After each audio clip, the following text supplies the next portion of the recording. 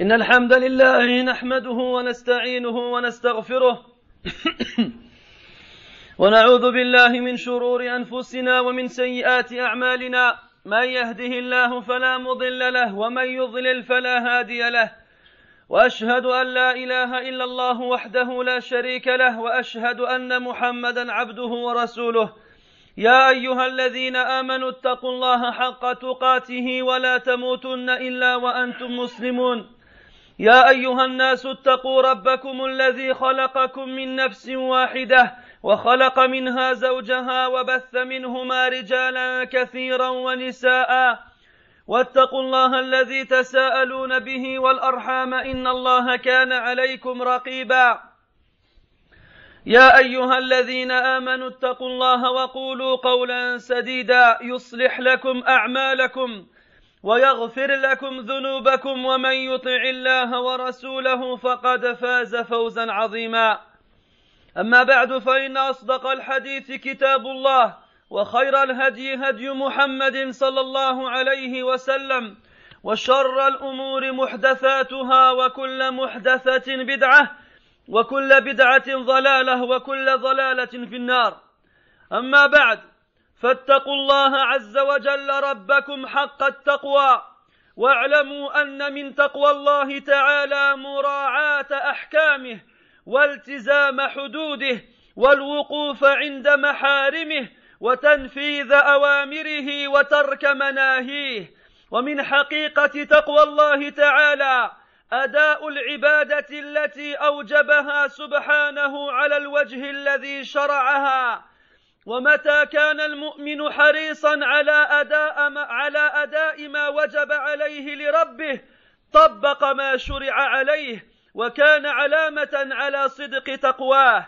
ومن ذلك الصيام الواجب، ففي تشريع الصيام مقاصد جليلة من أهمها تحقيق التقوى، كما قال الله سبحانه: يا أيها الذين آمنوا كتب عليكم الصيام كما كتب على الذين من قبلكم لعلكم تتقون.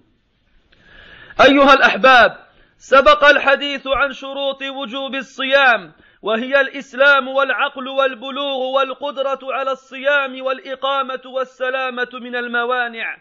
فمن تحققت فيه هذه الشروط وجب عليه الصيام. والصيام هو الإمساك عن الطعام والشراب وسائر المفطرات من طلوع الفجر حتى غروب الشمس بنية العبادة لله تعالى.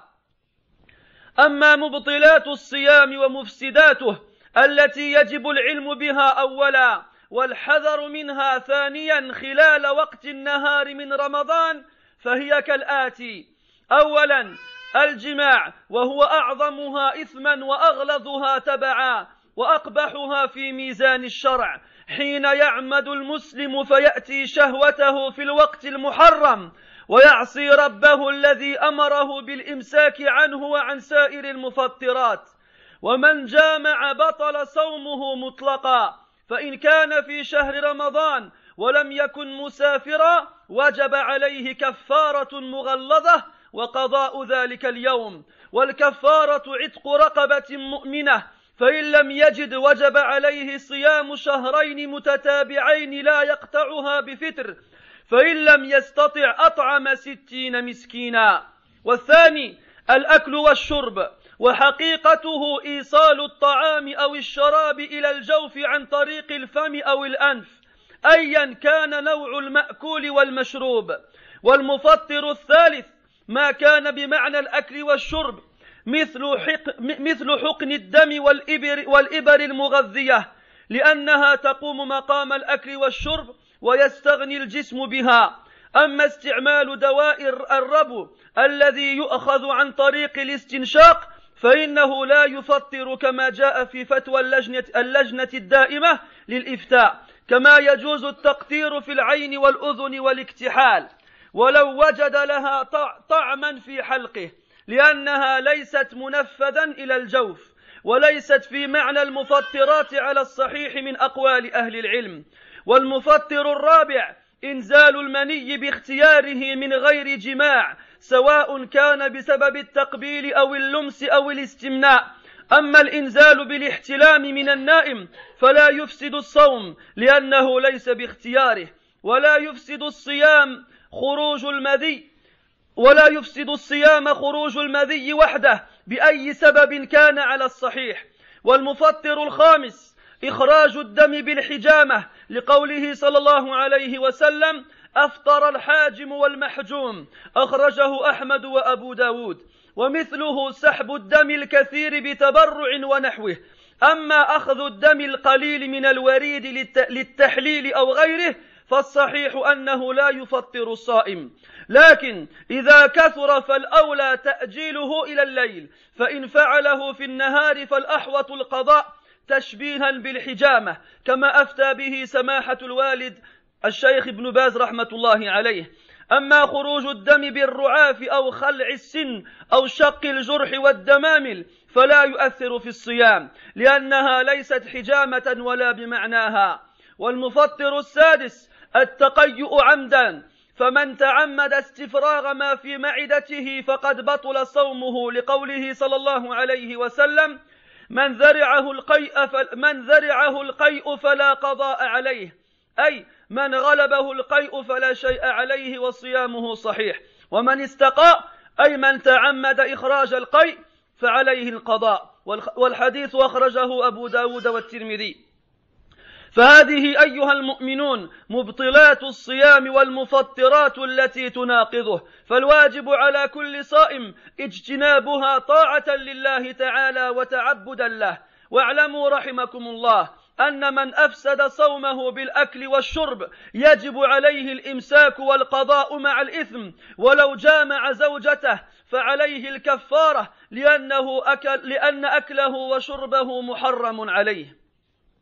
وهناك مسائل مهمة يجدر التنبيه إليها وبيانها. فالمسألة الأولى أن من أفطر في رمضان لعذر ثم مات قبل أن يتمكن من القضاء فلا قضاء عليه ولا كفارة، لأنه لم يصدر منه تفريط، كما لو مرض في رمضان وأفطر ثم استمر به المرض حتى توفي من مرضه. أما من تمكن من القضاء ولم يقضي فيسن لوليه أو أحد أقاربه أن يصوم عنه، لما ثبت في الصحيحين أن النبي صلى الله عليه وسلم قال: من مات وعليه الصيام صام عنه وليه. وهذا عام في كل صيام واجب، سواء كان نذرا أو فرضا، على الصحيح من كلام العلماء. والمسألة الثانية: لو دخل وقت الفجر والمسلم على جنابه فإن صومه صحيح، وليس من شرط الصيام الطهارة من الحدث الأكبر أو الأصغر، ولكن تجب المبادرة إلى الاغتسال ليصلي الفجر مع جماعة المسلمين في المسجد. والمسألة الثالثة: من فعل شيئا من المفطرات ناسيا أو مكرها أو جاهلا بالحكم أو بالوقت فلا شيء عليه، لعموم قوله تعالى: ربنا لا تؤاخذنا إن نسينا أو أخطأنا، ولما ثبت في الصحيحين عن النبي صلى الله عليه وسلم أنه قال: من نسي وهو صائم فأكل أو شرب فليتم صومه، فإنما أطعمه الله وسقاه. أما الجهل بالوقت فمثاله أن يأكل وهو يظن أن الشمس قد غربت وحل الفطر، ثم يتبين له أن الوقت ما زال نهارا، فلا شيء على هذا، لما روى البخاري عن أسماء بنت أبي بكر رضي الله عنهما أنهم أفطروا على عهد رسول الله صلى الله عليه وسلم يوم غيم ثم طلعت الشمس، ولم تذكر القضاء، ولكن يجب التثبت والاحتياط في غروب الشمس، لأن الأصل بقاء النهار. أما لو أفطر لمجرد الشك في غروب الشمس ولم يتبين ذلك بشيء من العلامات المعروفة ثم تبين أن الوقت ما زال نهارا فيجب عليه القضاء لأنه مفرط، إذ لا يسوغ للصائم أن يفطر حتى يتأكد من انتهاء وقت الصيام أو يغلب على ظنه ذلك. فمن الخطأ مثلا الفطر بمجرد إخبار صبي صغير بدون تأكد من الوقت أو سماع أذان. ثم اعلموا أيها المسلمون أن هذه جملة من أحكام الصوم، وإذا كان الناس في رمضان يصومون ويقومون فإن من المهم أن تبين أحكام القيام في هذا الشهر المبارك. فلقد رغب النبي صلى الله عليه وسلم في قيام هذا الشهر، وقال صلى الله عليه وسلم: من قام رمضان إيمانا واحتسابا غفر له ما تقدم من ذنبه، وإن صلاة التراويح من قيام رمضان فأقيموها وأحسنوها وقوموا مع إمامكم حتى ينصرف، فإن من قام مع الإمام حتى ينصرف كتب له قيام ليلة تامة وإن كان نائما على فراشه.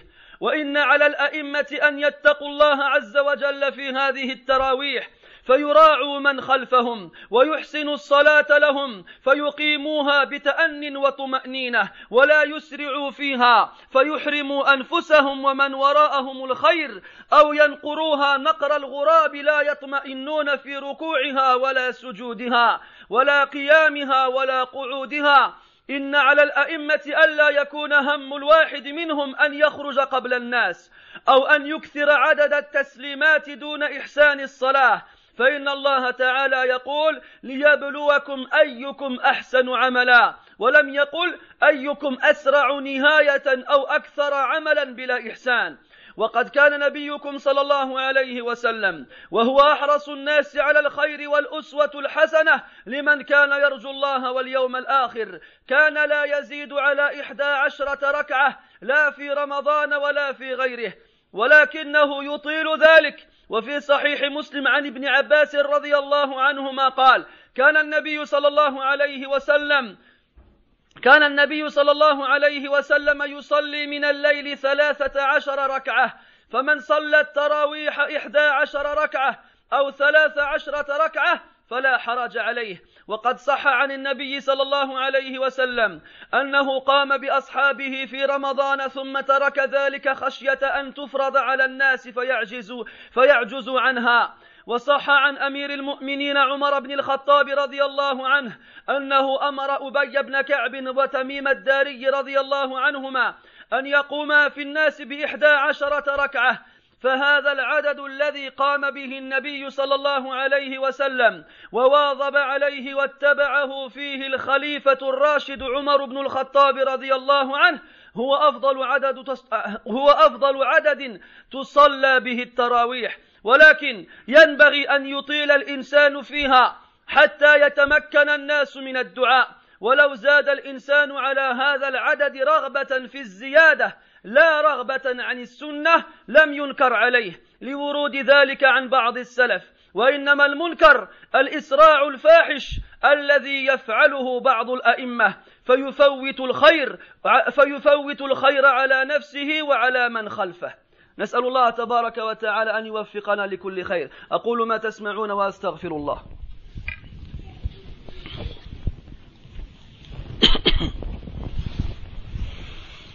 الحمد لله رب العالمين، والعاقبة للمتقين ولا عدوان إلا على الظالمين، وأصلي وأسلم على أشرف الأنبياء والمرسلين وإمام الأتقياء والصالحين نبينا وحبيبنا محمد عليه أفضل الصلاة وأزكى التسليم وعلى آله وأصحابه أجمعين وبعد. Mes frères, craignez Allah à la hauteur de la crainte qu'on doit lui apporter, et sachez que dans la crainte qu'on doit apporter à Allah Azza wa Jal, le fait d'être consciencieux et soucieux de respecter les lois qu'il nous impose et de s'arrêter à ce qu'il nous interdit et de mettre en application ses ordres et de délaisser ce qui nous est détestable. Et dans la vérité de cela, le fait d'accomplir l'adoration qu'Allah nous a rendue obligatoire de la façon que lui nous a légiféré. Et lorsque le croyant s'applique à cela, ceci aura certes été une preuve de sa piété et de sa véracité. Et parmi ces adorations que l'on doit appliquer, telles qu'Allah nous l'a imposé, le jeûne.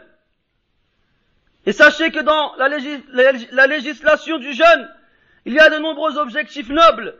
Et parmi les plus importants de ces objectifs, le fait de confirmer la piété. tel qu'Allah Ta'ala nous dit dans le Coran, ô vous qui avez cru, le jeûne vous a été prescrit comme il a été prescrit à ceux qui vous ont précédés, afin que vous atteigniez la piété. Mes frères, la semaine dernière nous avons vu les conditions qui rendaient le jeûne obligatoire aux musulmans, qui sont l'islam, la raison, la puberté, la capacité physique d'accomplir le jeûne, le fait d'être résident et de ne pas être voyageur, wahakada.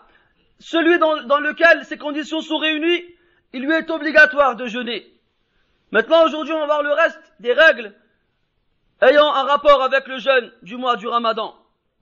Premièrement, le jeûne est le fait de s'abstenir de manger et de boire et de tout ce qui rompt le jeûne du lever de l'aube jusqu'au coucher du soleil, en ayant l'intention d'adorer Allah tabaraka wa ta'ala. Sachez qu'il est obligatoire pour celui qui observe le jeûne de savoir ce qui le rompt et qui l'annule, premièrement, et deuxièmement, d'y faire extrêmement attention. Donc, premièrement, le premier de ces actes qui rompt et qui annule le jeûne, le rapport charnel. Et sachez que le rapport charnel est l'acte qui est le pire et le plus grave en péché, et celui qui est le plus laid parmi les différents actes qui annulent le jeûne. Ceci fait référence à l'homme qui va volontairement et délibérément vers son épouse afin d'y assouvir ses désirs dans ce moment où il lui a interdit de faire cela. Et en faisant cela, il désobéit à son Seigneur. Celui qui a un rapport charnel durant la journée du mois de Ramadan, qu'il sache que son jeûne est annulé. Et s'il n'est pas, qu'il sache que son jeûne il est annulé, et qu'il sache aussi qu'il se doit de faire une expiation, et c'est l'expiation la plus lourde dans les actes qui rompent et qui annulent le jeûne. Il doit non seulement faire l'expiation, et il doit en plus de cela rattraper le jour. L'expiation, quelle est-elle? Soit libérer un esclave croyant, soit, s'il ne peut pas, comme c'est le cas aujourd'hui, s'il ne peut pas, alors il jeûne 2 mois consécutifs, sans qu'il ne les coupe par un jour, dans lequel il n'observera pas le jeûne. Et s'il n'est pas capable physiquement de faire cela, alors il devra nourrir 60 pauvres. Et on insiste et on précise que cette expiation ne concerne que la personne qui a eu un rapport pendant la journée de Ramadan. Cette expiation ne concerne pas le reste des actes qui annulent le jeûne. Elle est propre à celui qui a fait le rapport charnel alors qu'il était en état de jeûne. Deuxième acte annulant le jeûne, le fait de manger et de boire. C'est-à-dire le fait de faire parvenir la nourriture ou la boisson dans son corps, par la bouche ou par le nez, quelle que soit la nourriture ou la boisson qui sera absorbée et ingérée. Donc même si quelqu'un il mange une pierre, ou si quelqu'un il avale quoi que ce soit, qu'il sache que ça reviendra au même et que ce n'est pas propre aux aliments proprement consommables. Troisième point, ce qui a le même sens que la nourriture et la boisson, comme ce qu'on a aujourd'hui, les perfusions, ou bien les piqûres, les seringues. Les perfusions et les piqûres, donc ce qu'on injecte dans les veines par le biais des seringues. Pourquoi? Parce que cela prend la place de la nourriture. Et le corps, lorsqu'il absorbe, ces éléments, n'a plus besoin de manger. Mais concernant, par exemple, la ventoline que les asthmatiques utilisent, qui se prend par la voie, par l'expiration, ceci ne rompt pas le jeûne, comme ceci a été dit dans une fatwa de l'Ajna ad-Da'imah. Il en est de même pour les médicaments que l'on prend par les yeux ou par les oreilles. Celui qui met des gouttes dans ses yeux ou bien qui met des gouttes dans ses oreilles, même s'il sent par la suite le goût de la chose dans sa gorge, qu'il sache que ça ne rompt pas son jeûne. Parce que ces fenêtres, entre guillemets, ne sont pas des voies usuelles par lesquelles la nourriture est amenée à passer. Et on met dans ceci aussi al-iktihal, le fait de se mettre du noir dans les yeux, que ce soit pour les femmes ou pour les hommes. À moins on est obligé de raconter et de rajouter plutôt que les femmes qui mettent du kohoul ne doivent en mettre que chez elles. Parce que la femme qui met du kohoul le met pour s'embellir devant son mari. Et si elle en met pour sortir dehors, alors elle s'embellira pour les autres. Et elle ne doit pas s'embellir pour les autres. Et là, on fait référence encore une fois à ces femmes que j'appelle entre guillemets les sorcières d'Halloween qui sortent que pendant le Ramadan. Pourquoi? Toute l'année, elles se remplissent le visage de je ne sais combien de couches, de mascara, de fond de teint et d'autres. Et lorsque le Ramadan il arrive, elles se souviennent, ah, c'est haram, j'ai pas le droit d'en mettre au fait. Mais elle croit que si elle le met, elle va rompre son jeûne en faisant cela. Donc elle a prouvé deux choses. Premièrement, son manque de foi, en croyant qu'elle a le droit de faire, elle a le droit de faire des choses interdites en dehors de Ramadan, elle n'a pas le droit de les faire pendant le Ramadan. Et deuxièmement, son extrême ignorance dans le fait de croire que ce genre d'action annule le jeûne. Et que ces femmes-là craignent Allah. Et que les hommes qui sont leurs responsables craignent Allah. Comment des pères qui peuvent aller à la mosquée, comment des maris qui peuvent aller à la mosquée et y remplir les rangs tous les jours de l'année, peuvent laisser leurs femmes et leurs filles sortir dévergondées ainsi toute l'année. Et lorsque le Ramadan il arrive, il dit Binti, aujourd'hui tu mets pas de maquillage. Je laisse l'Eid et tu mettras du maquillage. Et وهذا على رقبته ويحمل المسؤولية وله نصيب من الإثم إن لم يتوب. Donc ce père ou ce mari, ceci est de sa responsabilité. S'il laisse sa femme ou sa fille sortir ainsi, qui n'oublie pas que ceci est interdit aussi en dehors du Ramadan. Quatrièmement, l'éjaculation, que ce soit par lui, par son propre choix, en dehors du rapport charnel. Donc on a parlé du rapport charnel, et même s'il n'y a pas d'éjaculation dans le rapport charnel, il rompt le jeûne.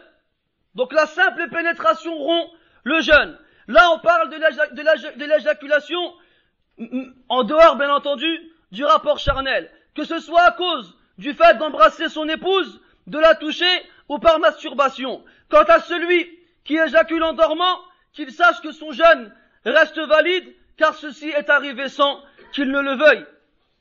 Et on rajoute à cela al-mavi. Le mavi, c'est le liquide prespermatique, le liquide qui précède donc l'éjaculation lorsqu'il y a un fort désir.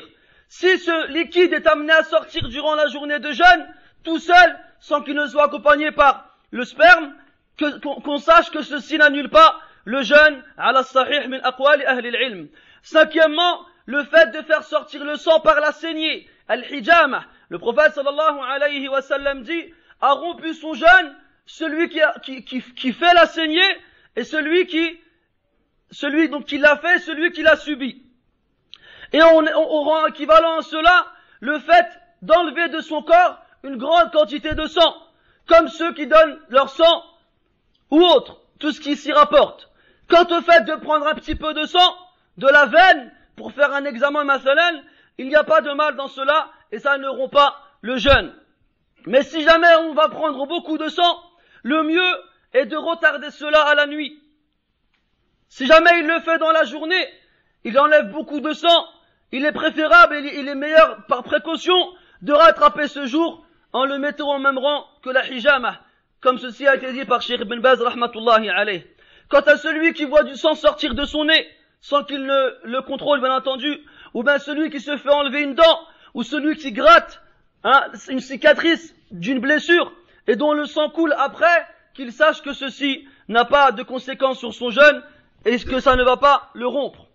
Sixièmement, le fait de se faire vomir volontairement. Celui qui volontairement se fait vomir et vide son estomac de ce qu'il contient, il aura certes annulé son jeûne. Le prophète sallallahu alayhi wa sallam a dit, celui qui a été battu par l'envie de vomir, il n'a pas à rattraper ce jour-là.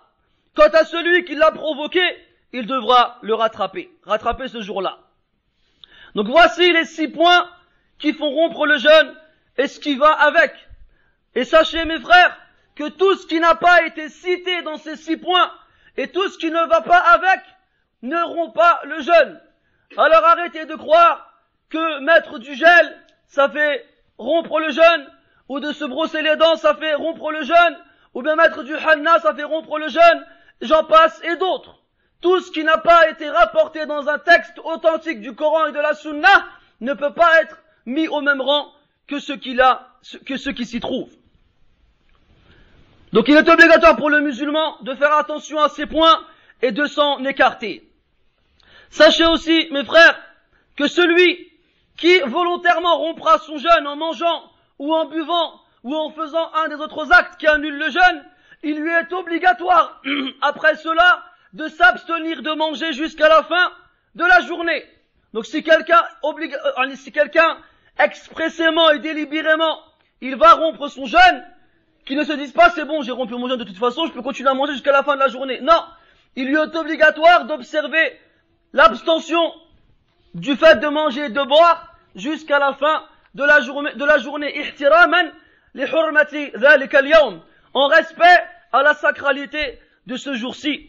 Et en plus de cela, il devra rattraper ce jour qu'il a volontairement annulé et qu'il sache qu'il aura le péché duquel il devra absolument se repentir. Et si quelqu'un rompt son jeûne volontairement, en mangeant ou en buvant ou autre, et il croit après que sa journée, il peut faire ce qu'il veut, qu'il sache que si jamais il va faire le rapport avec son épouse, même si son jour il ne compte pas, il devra quand même rattraper, il aura l'expiation sur ses épaules, même si son jour est annulé. Il n'a pas le droit d'aller faire expressément des actes annulatoires du jeûne en sachant que son jour est déjà nul. Ensuite, sachez qu'il y a certains cas qu'il est bon de rappeler concernant le jeûne. Celui qui rompt son jeûne pendant le mois du Ramadan avec une excuse valable. Ensuite, il meurt avant d'avoir pu le rattraper. Qu'il sache qu'il n'a pas de jour, qu'il n'a pas de dette, entre guillemets, et qu'il n'a pas d'expiation. Pourquoi? Parce que ceci n'est pas le fruit d'une négligence.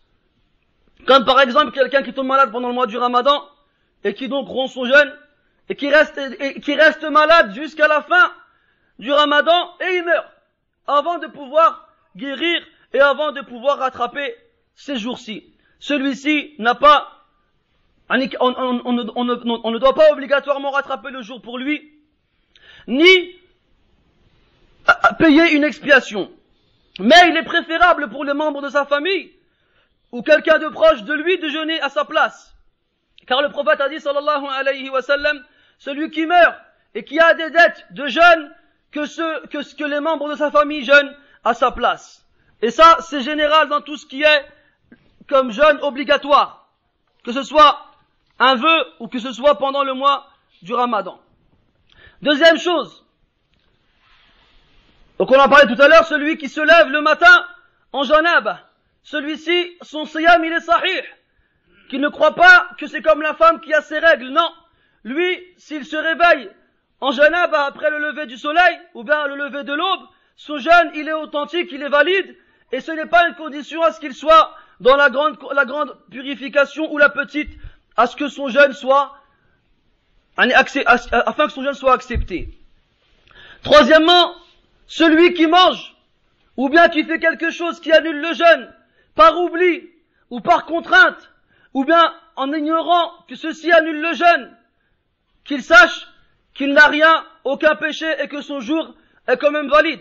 Allah dans le Coran nous dit, ô notre Seigneur, ne nous punis pas si nous avons oublié, ou si nous avons fauté. Et le prophète sallallahu alayhi wa sallam a dit, celui qui oublie alors qu'il jeûne, et qui mange ou qui boit, qu'il finisse son jour, car c'est Allah qui l'a nourri et abreuvé. Quant à celui qui ignore l'heure dans lequel on peut rompre le jeûne, lui il croit que le soleil s'est couché, comme quelqu'un mathalan qui est sur la route et qui croit que ça y est, le soleil s'est couché et qui pense qu'il peut rompre son jeûne. Alors il rompt son jeûne et un peu plus tard il se rend compte que finalement le soleil ne s'est pas encore couché. Celui-ci aussi n'a pas à rattraper ce jour-là, car ceci est arrivé de l'époque du prophète sallallahu alayhi wa sallam. Asma bint Abi Bakr radiyallahu anhuma nous dit qu'un jour nuageux, ils ont rompu le jeûne avant que le soleil ne se couche complètement, en pensant qu'il s'était couché à cause des nuages. Et lorsque le soleil a réapparu après que les nuages se soient dissipés, le prophète sallallahu alayhi wa sallam ne leur a pas ordonné de rattraper ce jour-là. Mais il faut quand même faire attention et obligatoirement à ce que le soleil se soit effectivement couché. Et il ne faut pas faire n'importe comment, ne pas réfléchir, ne pas chercher à savoir si l'heure est bien sortie ou non. Donc là on a vu mes frères les règles relatives aux jeûnes. Et on sait tous que pendant le ramadan, les actions principales que les croyants effectuent sont le jeûne durant la journée et la prière durant la nuit. Donc il est important de donner certaines règles relatives à la prière de la nuit durant ce mois béni. Car le prophète sallallahu alayhi wa sallam a incité à la prière de la nuit durant ce mois béni. Il a dit sallallahu alayhi wa sallam, celui qui passe Ramadan en prière, yani la nuit, avec foi et conviction, ses péchés antérieurs lui seront pardonnés. Et la prière de Tarawih fait partie donc de la prière de la nuit durant Ramadan. Faites-la de la meilleure des façons et restez avec l'imam jusqu'à ce qu'il finisse. Car le prophète sallallahu alayhi wa sallam a dit, celui qui se lève avec l'imam jusqu'à ce qu'il parte, il lui sera inscrit la récompense d'une nuit entière de prière. Priez avec l'imam, même si vous devez prier assis, ou encore plus si vous devez prier allongé. Ne laissez pas cette énorme grâce, cette énorme récompense vous passer sous le nez. Quant à ceux qui dirigent la prière, les imams de mosquée, qu'ils craignent Allah Azza wa Jal dans la prière de Tarawih, et qu'ils fassent attention à ceux qui sont derrière eux, et qu'ils prient de la meilleure des façons, en la faisant avec tranquillité et paisibilité, qu'ils ne la fassent pas de façon précipitée et trop rapide, car ils se priveraient eux-mêmes et ceux qui sont derrière eux d'un énorme bien, qu'ils ne prient pas tel le corbeau qui picore, comme ceux qui prient, et il n'y a aucune tranquillité dans leur recours, dans leur génuflexion, ou dans leur prosternation, ou dans leur posture debout, ou dans leur posture assis. Que ceux qui sont imams craignent Allah, et que leur seul souci ne soit pas de sortir avant les gens. Que leur seul souci ne soit pas de faire le maximum de raka'at sans que la prière soit faite correctement. Allah Ta'ala dit dans le Coran, liyabluwakum ayyukum ahsanu amala, afin qu'il vous éprouve lequel d'entre vous est le meilleur en action. Et il n'a pas dit le plus rapide à finir, ou bien celui qui en fait le plus, mais il a dit celui qui les fait le mieux. Et le prophète sallallahu alayhi wa sallam était la personne la plus soucieuse à faire le bien. Et il est pour nous, bien entendu, le meilleur des exemples pour celui qui espère en Allah et au jour dernier. Et sachez que le prophète sallallahu alayhi wa sallam ne faisait pas plus de 11 raka'at pendant les nuits, que ce soit pendant Ramadan ou en dehors du Ramadan. Mais sachez qu'il faisait 11 raka'at, mais qu'il les faisait très longues. Et dans notre hadith, Ibn Abbas radiyallahu anhuma nous informe que le prophète sallallahu alayhi wa sallam a prié quelques nuits 13 raka'at. Donc celui qui prie Tarawih 11 raka'at ou 13 raka'at, il n'y a aucun mal pour lui dans ceci. Et le prophète sallallahu alayhi wa sallam a prié avec ses compagnons pendant Ramadan, pendant donc les nuits, et il a délaissé cela par la suite de crainte à ce que cette action devienne obligatoire pour les gens et qu'ils ne soient pas capables de l'accomplir. Et il a été rapporté de façon authentique que le commandeur des croyants, Omar ibn al-Khattab radiyallahu anhu, a ordonné à Ubay ibn Ka'b et Tamim ad-Dari radiyallahu anhuma de faire l'imam, d'être les imams des gens, et il leur a ordonné de prier 11 raka'at. Donc ce nombre est le nombre que le prophète sallallahu alayhi wa sallam a observé et a fait de façon régulière. Et c'est dans ceci qu'il a été suivi par Omar ibn al-Khattab radiyallahu anhu. C'est donc le meilleur des nombres de raka'at que l'on puisse faire pour Tarawih. Mais il faut savoir que ce nombre va avec la longueur de la raka'a. Ce nombre va avec la longueur de la raka'a. Ça veut dire que l'imam, il doit laisser le temps aux gens de faire dua dans ce sujoud et après at-tashahhud.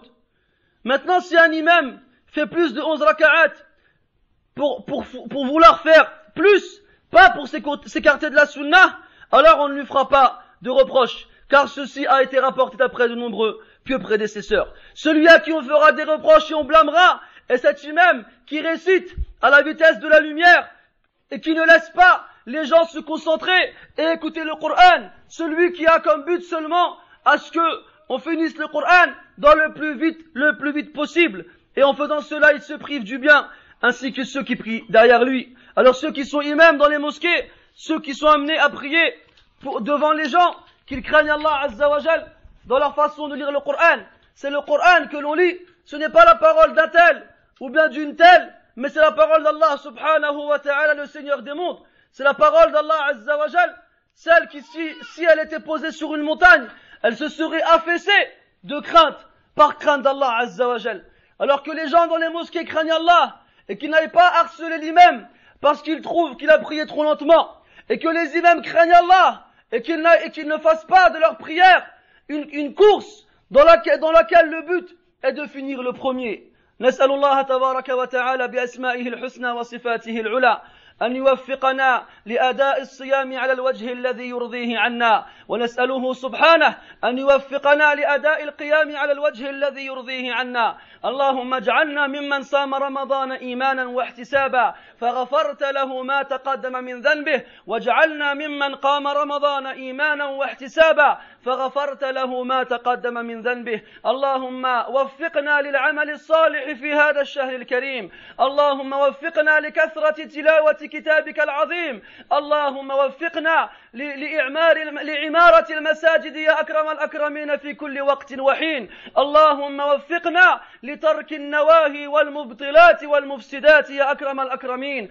اللهم آتنا في الدنيا حسنة وفي الآخرة حسنة وقنا عذاب النار. اللهم اجعل هذا الشهر فرصة للعاصين أن يتوبوا، واجعل هذا الشهر فرصة للمفرطين أن ينتبهوا. اللهم اجعل هذا الشهر فرصة لنا في أن نتقرب إليك يا أكرم الأكرمين. اللهم اجعل هذا الشهر نقطة ابتداء جديد يا أرحم الراحمين. اللهم اجعلنا فيه من التائبين، اللهم اجعلنا فيه من الصادقين، اللهم اجعلنا فيه من الصالحين. اللهم تقبل منا الصيام والقيام والصدقة وتلاوة القرآن يا أرحم الراحمين. سبحانك اللهم وبحمدك أشهد أن لا إله إلا أنت، نستغفرك ونتوب إليك، وصلى الله وسلم وبارك على محمد وعلى آله وأصحابه أجمعين، وقوموا إلى صلاتكم يرحمكم الله.